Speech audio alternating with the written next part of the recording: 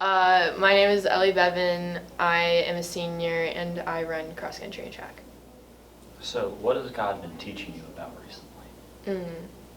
God has been teaching me the most about how comparison is the thief of joy. So, comparing myself to other people will ultimately just bring me down and it doesn't do anything to harm them. So, just making sure that I remember that everyone has their bad days and their good days and not to compare myself to everyone else. So, how have you brought God into your sport?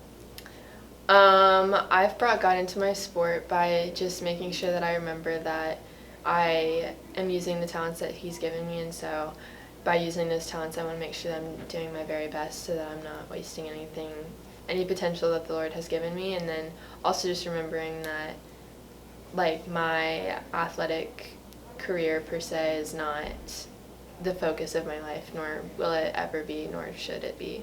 So just making sure that I'm focusing on the Lord more than I'm focusing on my competition. What does your spiritual training plan look like? So my spiritual training plan would look like making sure that I'm reading my Bible every day, doing my devotional, and just focusing on, I like to write down my prayers so that I remember looking back on it, what the Lord has done in my life.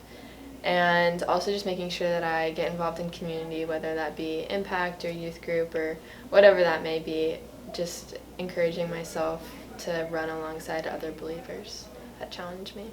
All right. What lessons have you learned from your sport that you can relate to your experience as a Christian? So I think that one thing I've learned from my sport is that healthy competition is good. So if I have other runners who are at my level of competition that also want to get better and be better, then I want to run alongside of them, and they push me to be a better runner and a better athlete in kind of the same way that